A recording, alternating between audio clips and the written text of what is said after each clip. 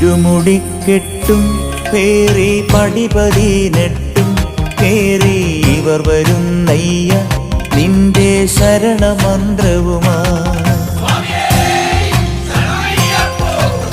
നട തുറന്നയ്യ ദർശന സുഹൃതമേകണമേ നിന്റെ മിഴി തുറന്നയ്യ കനിവിൻ അമൃതു ചൊരിയണമേ.